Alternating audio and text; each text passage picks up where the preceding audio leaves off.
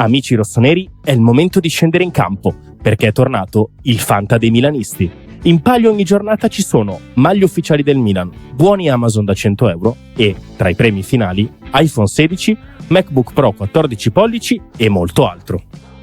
270 crediti per la rosa, mercato sempre aperto, ma soprattutto solo milanisti.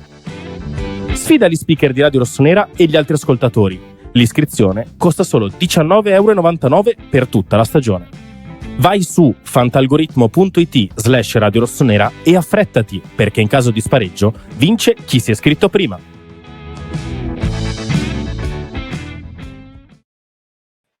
Di 21 agosto 2025 siamo tornati qui su Radio Rossonera con Obbligo di riscatto. Buongiorno a tutti, ben ritrovati da parte di Enrico Boiani. Anche oggi con me Giacomo Mirandola. Ciao Jack, ben ritrovato. Buongiorno a tutti, ben ritrovati e buon giovedì. Allora, è un giovedì importante per il mercato del Milan, mancano sempre meno giorni al termine di questa sessione di trasferimenti, manca anche poco al completare la rosa del Milan, che se ne dica, una rosa abbastanza corta. L'attaccante è il tema principale, come avete visto dal titolo, dalla copertina, c'è un nome nuovo, caldissimo, ve ne abbiamo parlato anche ieri e quindi ne parliamo, è quello di Victor Boniface, ma come sempre prima di partire cliccate like, pollice all'insù per supportare questo contenuto e questo canale, iscrivetevi, abbonatevi se vi va a 2,99, lasciateci un commento oggi ragazzi, il più classico diteci la vostra sull'attaccante nigeriano del Bayer Leverkusen, anche se si procede spediti verso la chiusura della trattativa. Jack, partiamo subito da qui perché ieri è stata una giornata un po' particolare, ci siamo svegliati con Højlund che doveva essere ed era il nome più caldo, il nome principale, poi all'incirca verso metà mattina, poco prima di metà mattina, arriva questa notizia quasi lampo del Milan che era in trattativa per Boniface, era in trattativa, aveva già trovato un principio di accordo con il giocatore, mancava l'intesa col Bayer Leverkusen, intesa che sembrerebbe essere stata trovata a prestito con diritto di riscatto a circa 30 milioni. Ora cosa manca, cosa bisogna fare di fatto per Boniface, ce lo dice Fabrizio Romano e ci suggerisce che oggi gli agenti di Boniface saranno in Italia per discutere col Milan. C'è stato l'accordo quindi con il Leverkusen, come vi dicevamo, e si limeranno, si sistemeranno, si dovrà chiudere anche appunto l'accordo con il giocatore. Tra poco parliamo, ci addentriamo dentro la questione Boniface relativa soprattutto a chi è, che numeri ha, che tipo di attaccante è. Prima però Jack chiedo un pochino il punto su questa trattativa e insomma cosa ne pensi, cosa mi dici? Certo, allora sicuramente mi sorprende e mi stupisce perché comunque sappiamo che Boniface è un giocatore importante per il Leverkusen, un Leverkusen che ha venduto tanto in questa sessione estiva. Se davvero poi venisse tutto confermato in questo modo mi stupirebbe molto la formula, cioè un prestito con diritto di riscatto fissato a una cifra che ci può stare, ma comunque è un diritto, quindi non è in alcun modo vincolante. Mi sembra una formula molto favorevole al Milan, persino troppo dal punto di vista ecco, del Bayer Leverkusen, quindi mi lascia un pochino stranito. Io poi non so quando verrà, cioè emergeranno dei dettagli ulteriori, si tratterà quasi certamente di un prestito oneroso, non credo che sarà un prestito gratuito con diritto di riscatto, perché lì allora sarebbe veramente un omaggio oggettivamente del Bayer Leverkusen. È un profilo appunto, come hai detto giustamente tu, un po' a sorpresa, nel senso che non è la prima volta che esce il nome di Victor Boniface, ma è un po', cioè non era messo nei piani A, che erano Vlahovic e Højlund, ma neanche nei tanto elencati e tanto criticati da noi piani B. Questo era un piano D, E o F, eppure c'è stato un sorpasso, probabilmente non era un piano così secondario, ma semplicemente si è lavorato un pochino più sotto traccia rispetto ad altri profili, si è tentato di tenere aperte tutte le porte. Profilo del giocatore, adesso ne parleremo nel dettaglio, vedremo quali sono i suoi pro e quali sono i suoi contro, e per me ne ha uno un pochino preoccupante. Ti dirò che io, come mia piacevolezza personale, lo metto quasi al livello di Højlund e Vlahovic, nel senso che rappresenta una scommessa come loro due, ma mi piace comunque estremamente di più di Nicolas Jackson, Embolo o Arrojo, questo senza dubbio. Sì, ci sta, ci sta. Facciamo i riconti, Jack, di Boniface per quanto riguarda il Leverkusen. È stato acquistato 2 anni fa a circa 23 milioni, quindi il residuo a bilancio con il contratto quinquennale è di 13. L'anno prossimo sarà ancora meno, quindi sarà di 9 all'incirca, poco più, poco meno di 9, e quindi se il Milan dovesse poi riscaldarlo sarebbe una grande plusvalenza per il Bayer Leverkusen. Ma non è tanto questo il punto, Jack, è che andiamo a vedere Victor Boniface da Transfermarkt, ha un valore di 40 milioni, alto 1,90, nigeriano del 2000, quindi 24enne. Tra l'altro, a proposito della nazionalità, molti potrebbero pensare, allora tra dicembre e gennaio va in Coppa d'Africa Victor Boniface. In realtà ieri anche qualche ascoltatore ce l'aveva ricordato, ha avuto qualche piccolo screzio con il CT della Nigeria, quindi magari si risparmia la Coppa d'Africa, anche perché, aggiungo io, la Nigeria in attacco tra Osimhen, Lookman, insomma è pieno di giocatori da poter schierare, e quindi Boniface ha un punto di domanda di fatto sulla presenza in Coppa d'Africa. La stagione precedente, la stagione scorsa di Boniface non è stata eccezionale, ecco, se vogliamo dirla tutta. Questi sono i suoi numeri: 27 presenze, 11 gol, 2 assist, 1387 minuti. Sono davvero, davvero pochi. La stagione in realtà che ci ricordiamo, Jack, di Boniface più importante è quella della vittoria della Bundesliga da parte del Bayer Leverkusen al primo anno, in realtà dopo le prime partite della stagione precedente, ma il primo vero anno pieno di Xabi Alonso, dove Boniface era stato protagonista con tanti gol, la punta di diamante di quel sistema di gioco che tanto bene ha fatto, e l'anno scorso ha giocato veramente poco, tra poco vediamo perché. Però è un attaccante che è sicuramente interessante per il profilo che ha, la maturità giusta, non so cosa ne pensi tu. Sì, io sono d'accordo, è un profilo sicuramente interessante per le caratteristiche che porta. Secondo me, tra l'altro, arriva almeno ai nastri di partenza come un attaccante, sì, forse leggermente superiore a Jimenez, ma non clamorosamente e platealmente superiore a Jimenez. Peraltro, se venissero confermate le cifre, arriverebbe anche a fronte di un esborso economico paragonabile.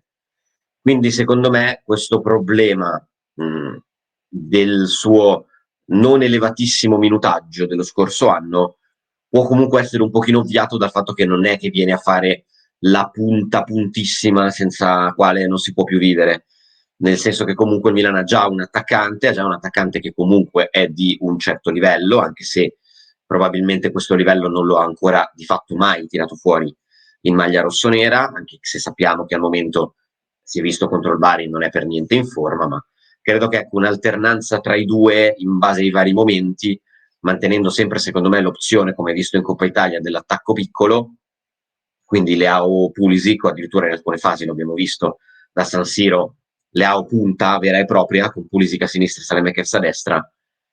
Diciamo che ecco, non arriva per giocare necessariamente 90 minuti per 38 partite, ma può anche permettersi di giocare qualcosina meno.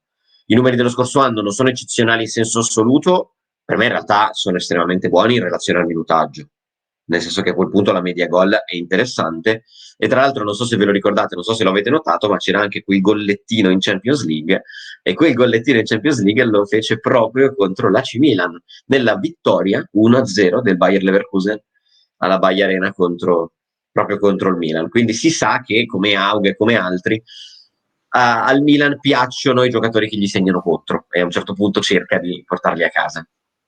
Dicevi giustamente, la relazione minuti-gol non è male, il problema dello scorso anno poi di Victor Boniface sono stati proprio i minuti. Perché il problema? Perché questa è la grande incognita di Victor Boniface, che ai tempi del Bodo Glimt, tra l'altro aveva giocato anche in quell'occasione, se non erro, contro il Milan. Non ce lo ricordiamo, ma entrò, se non ricordo male. Rottura del legamento crociato due volte con il Bodo Glimt. Ha avuto un problema agli adduttori pesante nella stagione 23-24 a gennaio, e nonostante questo era stato comunque decisivo per il Leverkusen. L'anno scorso davvero ha saltato spizzichi e bocconi qua e là tante partite, ecco perché ha avuto questo problema alla coscia, poi ha ritardato, diciamo, con il rientro, ha avuto un altro problema alla coscia, ha saltato un'altra partita, insomma poco minutaggio. Aggiungo io, Jack doveva anche partire a gennaio, era praticamente destinato ad andare in Arabia Saudita, poi non se n'è fatto più nulla, anche perché, se non erro, proprio l'Al Nassr è andato a prendere Duran, e quindi non se n'è più fatto niente. Questo è un po' il grande punto di domanda su Boniface. Non ti direi tanto il livello, le prestazioni, le caratteristiche che, come hai detto giustamente tu prima, in Serie A possono fare la differenza, anche perché quegli attaccanti lì in Serie A stanno funzionando. Gli attaccanti un po' più fisici ultimamente stanno facendo la differenza. È ovvio che serve la condizione. Sicuramente è una variabile importante questa, perché anche se veniamo da una stagione, so che sembra paradossale dirlo, positiva sul fronte degli infortuni, unica nota positiva della scorsa stagione, ovvero che il Milan ha avuto non nessun infortunio, ma un numero normale di infortuni e non i soliti 30 infortuni entro dicembre che ti costringevano a giocare con i giocatori della primavera. E, però il Milan è una squadra che negli ultimi anni ha dimostrato una certa tendenza, che ovviamente speriamo invece non si ripeta quest'anno con Allegri, ma che si segua un pochino l'onda lunga della scorsa stagione. È un giocatore che ha una certa fragilità. In realtà quello che mi fa stare un pochino più tranquillo è che c'è una lunga pausa tra il crociato e gli infortuni successivi, nel senso che in mezzo ci sono, se non ho visto male, un 2-3 stagioni senza segnalazione di alcun problema fisico particolare. Esatto, Sì. dal 2021 fino al 23-24, quindi 21-22, 22-23 sono state stagioni tranquille. Certo, negli ultimi due si tratta di circa 80-85 giorni saltati per infortunio in entrambe le stagioni, di cui uno in un'unica soluzione, diciamo l'altro a rate. È un pochino rischioso, però secondo me per questa stagione del Milan, se davvero arrivasse in prestito con diritto, quindi con la possibilità di rimandarlo eventualmente alle Leverkusen a fine anno, contando che il Milan gioca una volta alla settimana, anche se fosse un infortunio, per dire, muscolare di 30 giorni, non salterebbe 8 partite, ma in 30 giorni ne salterebbe 4, in cui tendenzialmente con Pulisic, con Leao, con Jimenez riesci comunque abbastanza a portare la carretta a casa. Ecco, hai parlato di Jimenez, dando quasi per scontato, ma perché volendo lo possiamo fare un po' tutti, no? Che l'attacco del Milan sarà composto con, a questo punto, dovesse arrivare la chiusura per la trattativa di Boniface, ma siamo veramente, ragazzi, a un passo, vicinissimi, quindi dovrebbe saltare l'accordo con il giocatore a questo punto, che è l'unica cosa che manca, definitiva. Ma non è scontato che l'attacco sia questo, perché il Milan a Dusan Vlahovic, il sogno della notte di mezz'estate o di fine estate, cioè degli ultimi giorni di agosto e dell'inizio di settembre, continua a pensarci. Naturalmente, se per caso dovesse succedere che Vlahovic si dovesse liberare dalla Juve, accettasse l'ingaggio ridotto di altre squadre, è ovvio che a quel punto è perché Santiago Jimenez lascia, ti direi.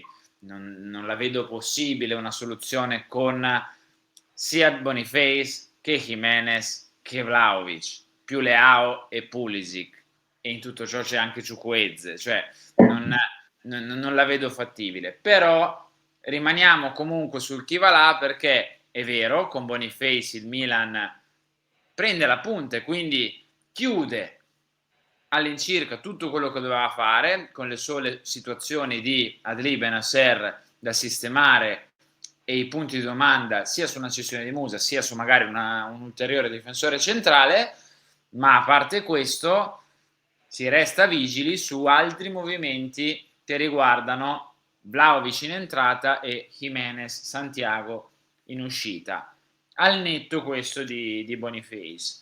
Io non so se sia perché Jimenez non convince Allegri, se sia perché Jimenez magari vuole andare, o insomma non so i motivi, ma attenzione agli ultimi giorni di mercato, perché l'acquisto di Boniface potrebbe aver chiuso il mercato del Milan, ma magari no. Non lo so, è una situazione delicata e il Milan rischia se vende Jimenez oggi, perché se vende Jimenez oggi io do abbastanza per scontata una minusvalenza. Perché, oddio, nel senso, non scontata, magari non una minusvalenza proprio in termini stretti, ma cioè, sicuramente non riesce a fare più soldi di quelli che ha speso per comprarlo, perché cioè, non ha avuto tempo di dare dimostrazioni. È chiaro che il profilo di Vlahovic è affascinante, io però a Jimenez mi sono affezionato proprio umanamente, nel senso che ho già letto critiche veramente, veramente anticipatorie verso il ragazzo, condannato purtroppo per lui a entrare nel calcio veramente di primissimo livello in una maniera difficile, cioè a metà stagione in una squadra in cui non funzionava niente, e lui non è riuscito a dare la scossa che io ovviamente non mi aspettavo che desse, e molti però evidentemente se lo aspettavano, e quindi è stato pesantemente criticato. Mi piacerebbe che avesse ancora un po' di tempo per dimostrare di che pasta è fatto. Poi se alla fine di questa stagione non è da Milan, allora non è da Milan e si prova a vendere. Vedremo cosa accadrà. Nel mentre noi vi aspettiamo alle 13 a Lunch Press, perché vogliamo la vostra, telefono aperto come sempre alle ore 13 in diretta su Boniface, su comunque il mercato del Milan e quello che sta accadendo. Alle 16 poi al talk faremo un pochino anche il punto sulle liste, su soldi spesi, incassati, eccetera eccetera eccetera. E se non l'avete visto, recuperate ieri sia Lunch Press con l'avvocato Giuseppe La Scala che il talk con Pacio, Marco Pacini della Curva Sud, la prima parte. La seconda parte era già su Victor Boniface, ma recuperate tutti i nostri contenuti. Giacomo Mirandola, grazie, ciao. Grazie a te, ci vediamo alle 13. Un saluto anche da parte di Enrico Boiani, ci ritroviamo con gli altri appuntamenti di oggi. Amici rossoneri, è il momento di scendere in campo, perché è tornato il Fanta dei milanisti. In palio ogni giornata ci sono maglie ufficiali del Milan, buoni Amazon da 100 euro e, tra i premi finali, iPhone 16, MacBook Pro 14 pollici e molto altro. 270 crediti per la rosa, mercato sempre aperto, ma soprattutto solo milanisti. Sfida gli speaker di Radio Rossonera e gli altri ascoltatori. L'iscrizione costa solo 19,99 euro per tutta la stagione. Vai su fantalgoritmo.it/Radio Rossonera e affrettati, perché in caso di spareggio vince chi si è iscritto prima.